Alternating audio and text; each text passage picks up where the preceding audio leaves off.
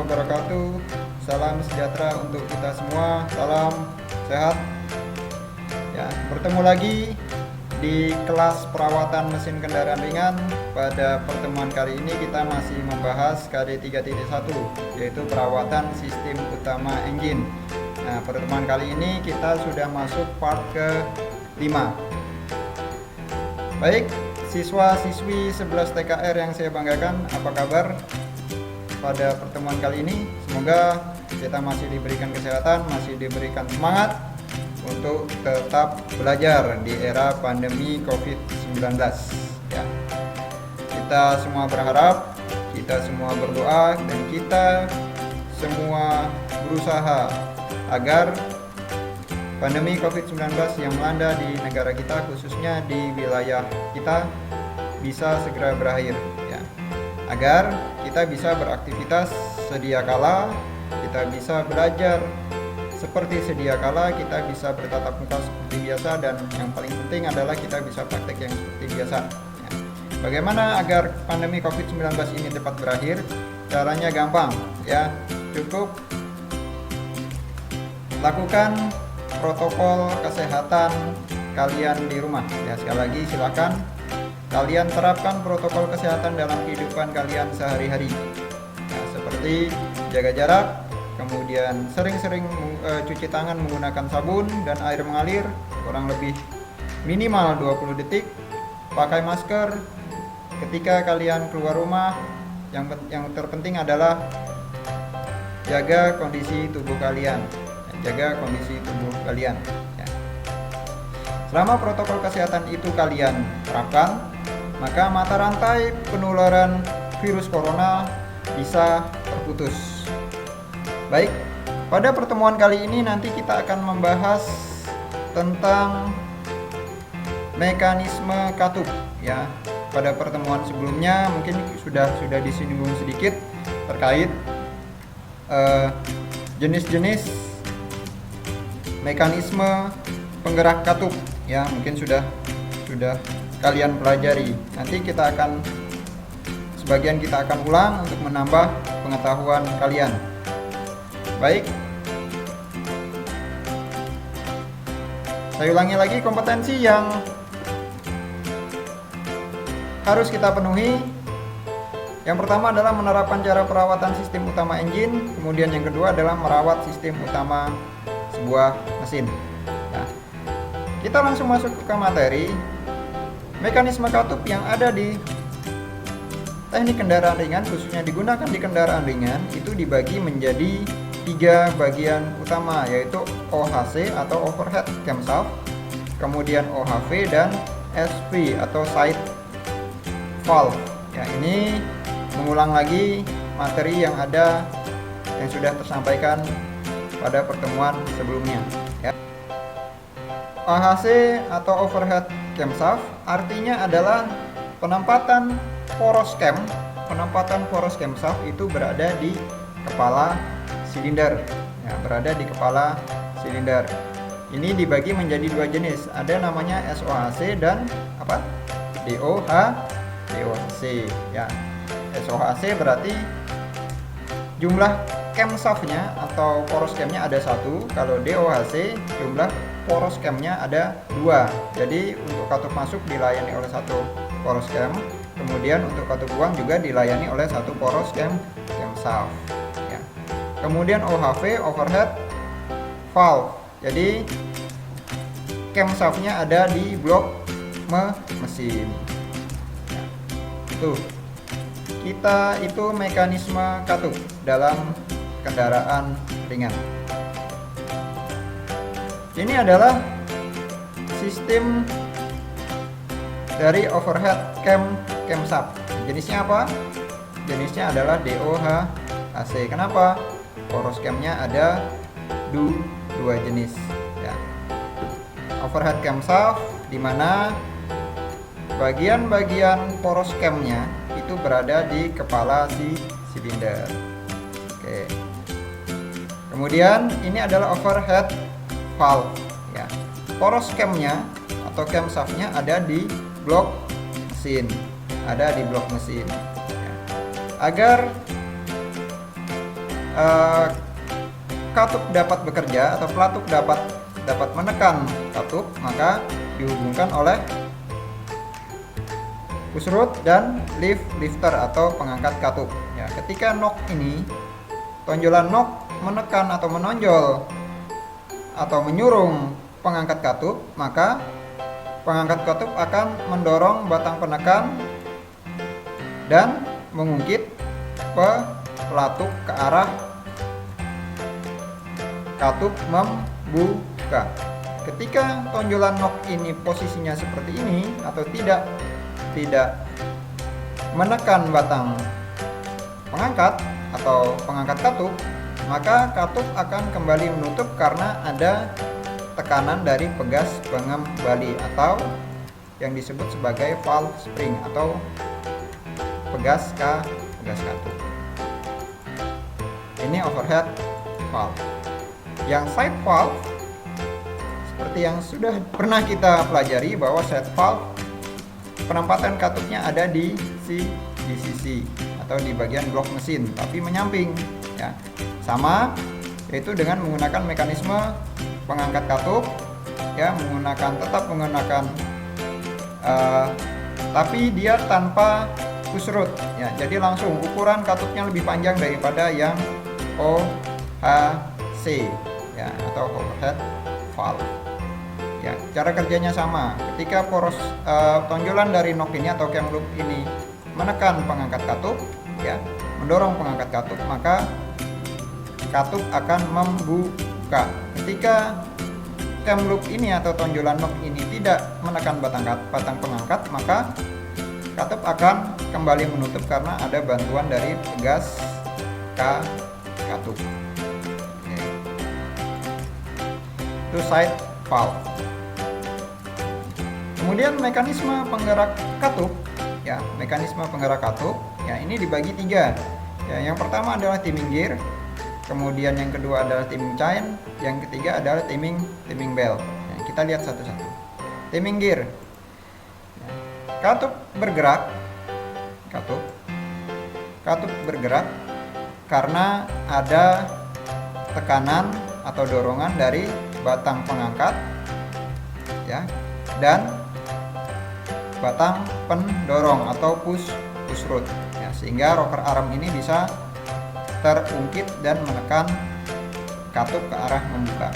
Nah, bergeraknya lifter ini atau pengangkat ini karena apa? Karena ada tonjolan pada bagian cam shaft atau nok, namanya adalah cam loop ya.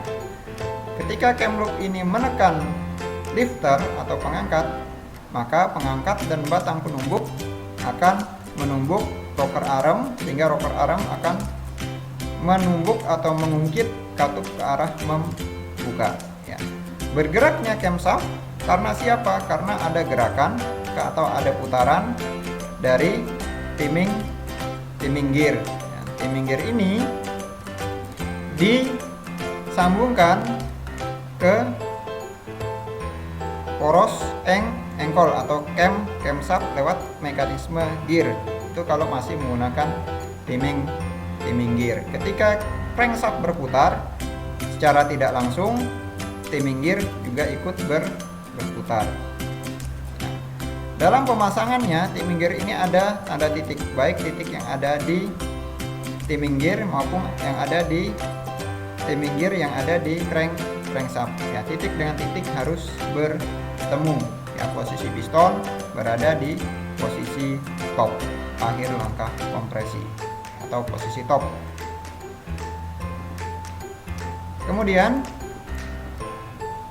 ini tanda pemasangan ya, timing gear camshaft dan timing gear crankshaft atau crankshaft gear. Tanda titik harus bertemu. Posisi piston berada di top atau titik mati atas ya. Ini pemasangan dari timing gear. Timing chain, kalau tadi timing gear dia menggunakan gear, kalau timing chain dia menggunakan rantai untuk menggerakkan cam camshaft. Jadi antara camshaft dan gigi sprocket pada crankshaft itu dihubungkan dengan sebuah rantai. Ya. Untuk mengencangkan atau mengatur kekencangan dan kekendoran rantai digunakan namanya adalah apa? Namanya tensioner. Nah, ini bagian dari tensioner. Nah, ini timing chain. Kemudian tanda pemasangan, ya. Ketika kalian nanti melakukan pembongkaran timing chain, ya, tanda pemasangannya ada baik di rantai maupun di timing gear, kemudian di sprocket di bagian crankshaft. Ya. Ini harus segaris. Ya. Tanda pemasangan di rantai biasanya warnanya paling berbeda, paling terang dan paling bersih. Ya. Kemudian di timing gear arah camshaft ada titiknya. Kemudian sprocket di crankshaft juga ada titik. Nah, ini sprocketnya. Ada tanda titik. Ya. Ada dua bagian rantai yang berbeda warna. Satu untuk timing gear di camshaft dan satu untuk timing gear atau sprocket di crankshaft. Posisi piston, ingat posisi piston harus berada di TMA sempurna. Oke. Ini tanda pemasangan untuk timing gear. Kemudian timing belt. Yang tadi proses menghubungkan atau untuk menggerakkan camshaft ya menggunakan gear, sekarang dengan menggunakan timing belt ya, atau sabuk. Ya. Nah, untuk mengencangkan dan mengendorkan timing belt atau menjaga kekencangan dari timing belt agar tidak kencang, tidak kendor, digunakan timing belt idle pulley. Nah, inilah fungsinya, dia berfungsi untuk menjaga kekencangan timing belt. Sama cara kerjanya ketika crankshaft berputar, maka camshaft kalau dia masih sudah dewasa, dua camshaft ini akan ikut berputar karena dihubungkan dengan timing belt lewat camshaft pulley, namanya camshaft timing pulley. Ya. Ini timing belt. Nah, komponennya apa saja? Komponennya ada, ini adalah baut rumah dari gigi idler, kemudian ini tensioner, kemudian ini plat, kemudian ini timing belt, ini cover, kemudian ini pulley cover, kemudian ini gigi sprocket yang berhubungan dengan apa? Dengan crankshaft. Kemudian ini yang nomor 9 adalah timing gear yang berhubungan dengan atau sprocket yang berhubungan dengan camshaft. Nah, ini komponennya. Kemudian prosedur pemasangan dari timing belt ya. Pertama kita pasang dulu camshaft pulley atau gear yang berhubungan dengan camshaft ya. Kemudian ini juga ada tandanya ada di gearnya, ada tanda titiknya ya. Ada stamped mark with indicator ya. Kemudian di blok mesin ya, di blok mesin ada tandanya juga. Nah, tandanya apa? Biasanya ada tonjolan ya, bisa di samping kiri, bisa di samping kanan, bahkan bisa di atas ya, tergantung merek mobilnya.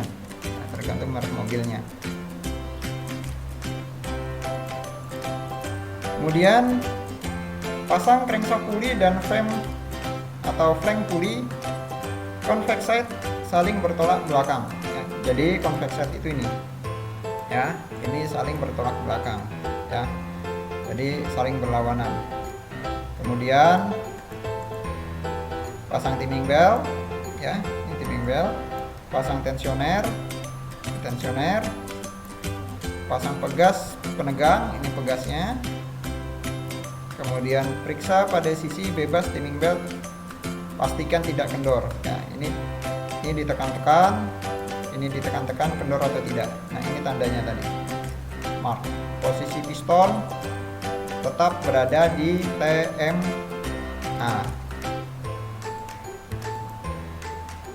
Nah, putar crankshaft sampai piston mencapai ke TMA. Ya. Kemudian kencangkan adjustable side. Nah, kemudian kencangkan fulcrum side, fulcrum. Ya. Ini penahan. Kemudian ini adjustable side untuk mengatur kekencangan dari tensioner. Oke. Sekarang komponen-komponen dari mekanisme katup. Ini terdiri dari rocker arm SI, kemudian katup, pegas katup, pusrut, tapet, poros knob, dudukan katup, dan lubang laluan katup. Ini untuk jenis mekanisme katup tipe atau kepala silinder atau mekanisme katup dengan tipe OHV atau overhead valve. Kita lihat. Yang pertama adalah rocker arm ASI. Rocker arm ASI terdiri dari beberapa komponen. Yang pertama adalah rocker valve rocker shaft. Ya, ini. Ini kalau di bengkel disebut sebagai sulingan, ya, karena bentuknya menyerupai suling. Ya. Ini nanti kalau saat kalian bongkar jangan sampai terbalik. Ya, biasanya bagian depan itu ada tanda F di sini. Ya, ada tanda F. Kemudian untuk valve rocker support nomor 2, di bawahnya ada lubang. Ya, di bawahnya ada lubang yang nomor 2, jangan sampai terbalik. Kemudian komponen yang lain adalah penahan pegas, ya, pengunci, kemudian pegas kerucut. Kemudian ini adalah rocker arm.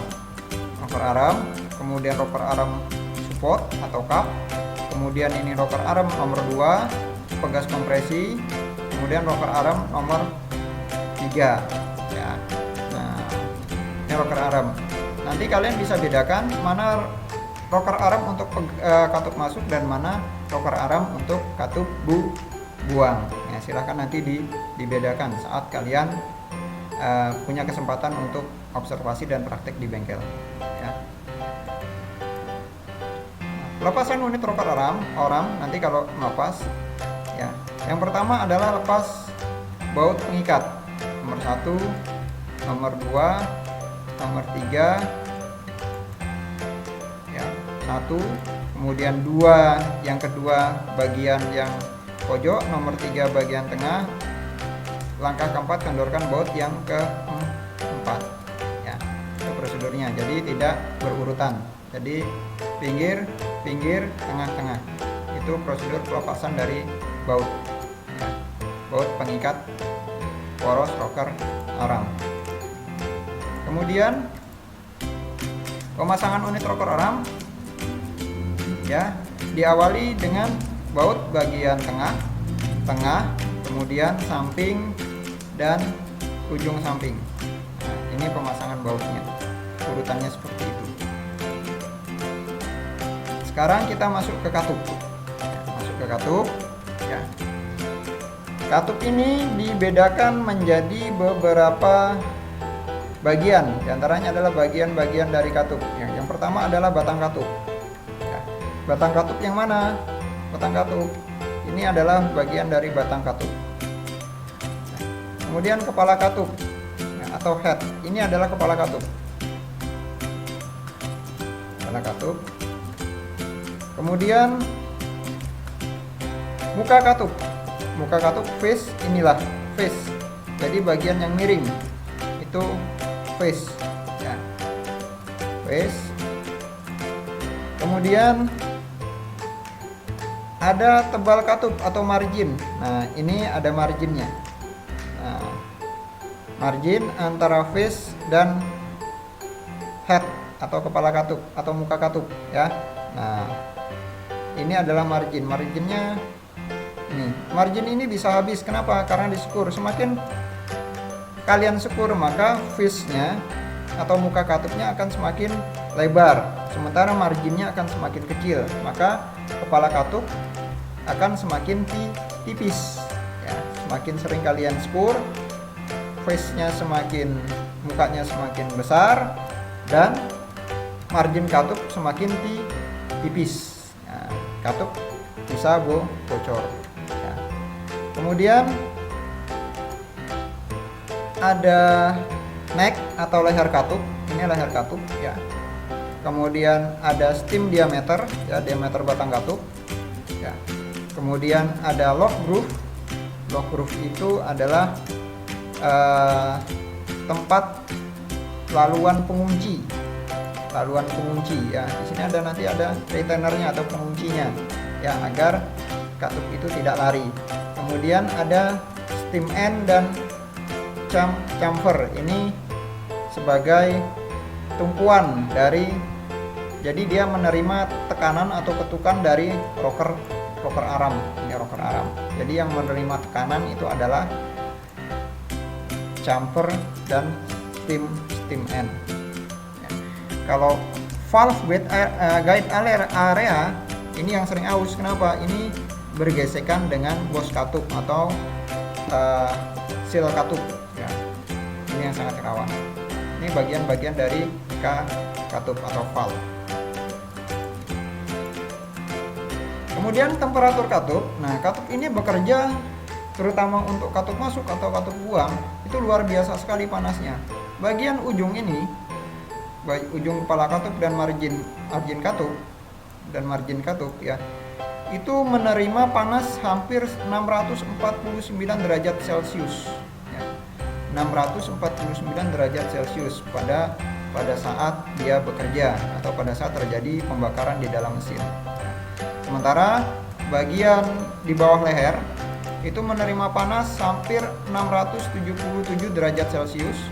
Bagian leher katup itu menerima panas kurang lebih 718 derajat Celcius. Nah, bayangkan ya, di leher katup itu menerima panas sedemikian rupa. Kemudian di bagian batang katup itu menerima panas kurang lebih 621 derajat Celcius ya. Kira-kira kalau katupnya habis kerja panas kemudian dilepas langsung dimasukkan ke mulut, kira-kira gimana ya? Ya. Nah, itu ya. Ini temperatur katup. Oleh karena itu, karena temperatur katup yang panas sekali, maka diperlukan sistem pendinginan katup ya.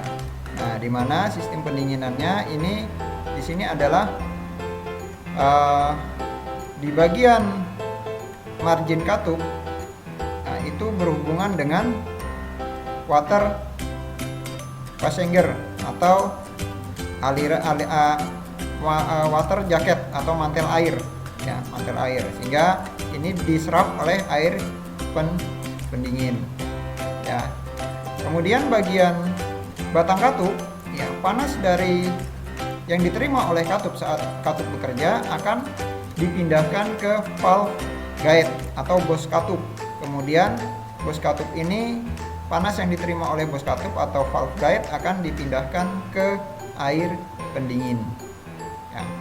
Ini mekanisme pendinginan katup. Nah, agar katup ini cepat dingin ya, maka sebagian dari katup dilengkapi dengan sodium ya, dengan sodium. Ini ada hollow stem, kemudian ada sodium. Nah, sodium ini akan mencair pada suhu 110 derajat Celcius. Ketika suhu yang diterima oleh katup ini telah mencapai 110 derajat Celcius, maka sodium ini akan mencair dan membantu mendinginkan permukaan katup ya. Nah, ini dia ya, mekanisme pendinginan katup yang lain ya. Kemudian untuk exhaust valve ya, nah, karena exhaust valve ini bekerja secara ekstrim. Kenapa? Latat-latat ada di situ, kerak-kerak ada di situ, kemudian pembakaran juga ada di situ ya. Jadi panas yang diterima katup, terutama katup buang, itu lebih besar dibandingkan dengan katup masuk. Nah, maka dia harus dilengkapi dengan pelapis alloy ya, yang sangat keras sekali ya, lapis baja yang sangat keras sekali. Kemudian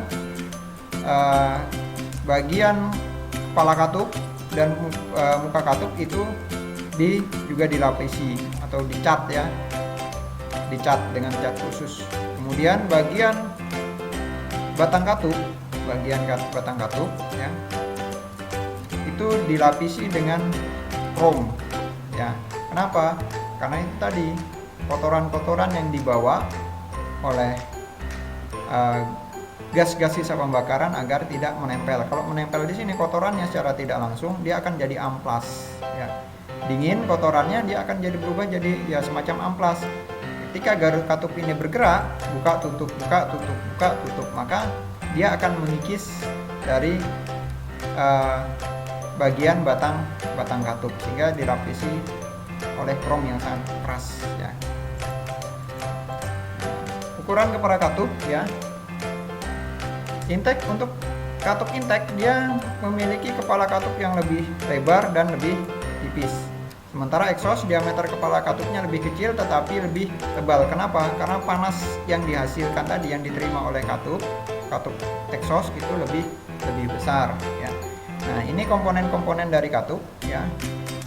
Kemudian ya ada exhaust valve atau intake valve, kemudian ada oil seal oli, kemudian ada spring, kemudian ada retainer, kemudian ada lock. Lock ini kalau di bengkel disebut sebagai kuku macan ya. Kemudian ini adalah contoh panjang dan tebal margin katup ya.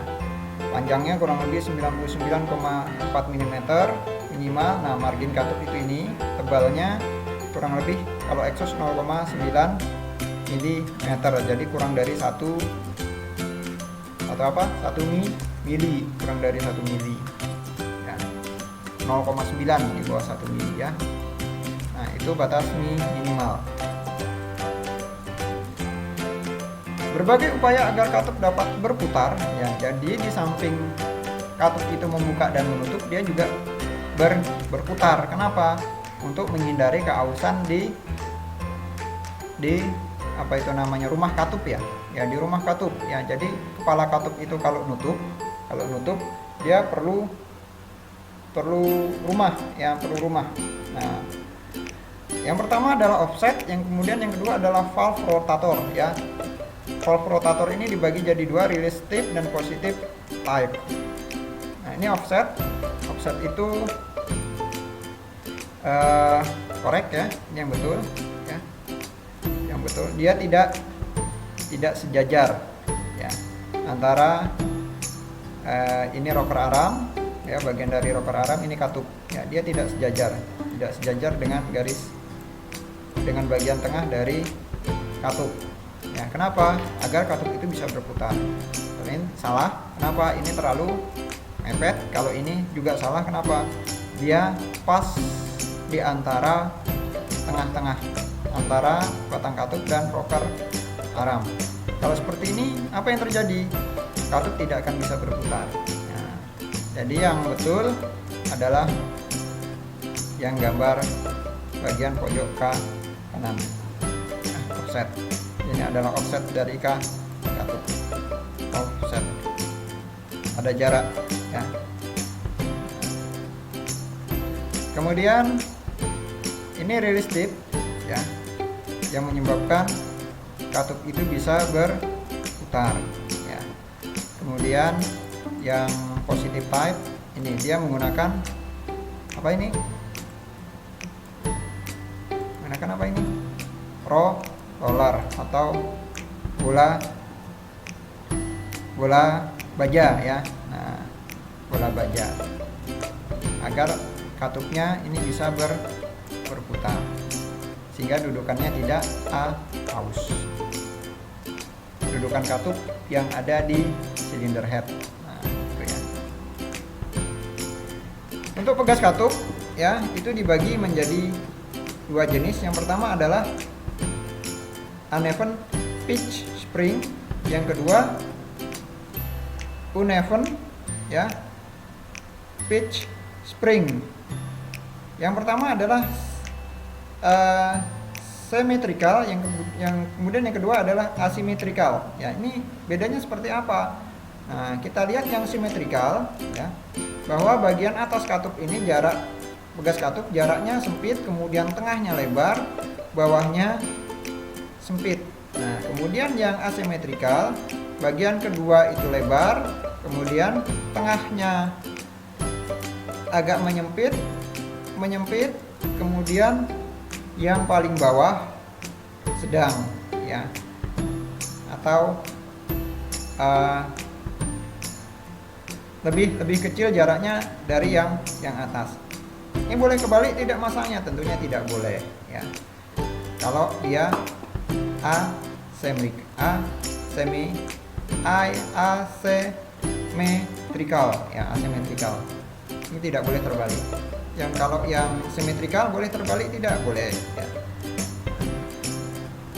Pada saat kalian nanti melakukan bongkar pasang, diamati betul-betul, ya. Tuh. Kemudian ada pegas katup yang ganda, ya. Dia satu katup punya dua pegas katup. Ada yang kecil dan yang besar. Biasanya yang kecil ini berada di dalam yang besar, jadi lapis dua. Nah, itu ya. Kemudian pemasangan pegas katup, ya, arah ulir berlawanan, saling berlawanan. Kalau yang dia double katup, ya, double spring, saling berlawanan arah ulirnya, ya, berlawanan. Satu dia masuk ke arahnya, yang satu dia keluar. Ulir pegas yang rapat dekat dengan kepala silinder. Jadi kalau pegasnya ada yang ulirnya yang rapat, ya, nah, ini pasti bagian bawah. Sedangkan yang jarang itu bagian atas. Ya. Nih, pemasangan pegas katup. Nah, lubang laluan katup, ya. Ini dibagi jadi dua. Ini disebut, kalau di bengkel disebut sebagai bos katup. Ya. Ada dua yang dapat diganti dan tidak dapat diganti. Ya, integral. Ini di sini katupnya, ya. Nah, ini katupnya, ya. Ini lubang laluan katup. Nah, cara gantinya bagaimana? Ini pada valve lifter atau tapet, ya. Ya. Ini poros knob, kemudian ini tapetnya, ya. Nah, dia ada offset juga. Ini push rod, ya. Dia ada offset, jadi tidak segaris, ya. Untuk apa? Agar tapet ini bisa berputar. Kalau tapetnya berputar secara tidak langsung, push rodnya juga ikut berputar, sehingga push rodnya akan mendapatkan pelumasan, intinya seperti itu. Ya. Kemudian ini pemeriksaan tinggi angkat nok, ya. Tinggi angkat nok ini yang tonjolan ini. Tinggi angkat nok, tonjolan, ya.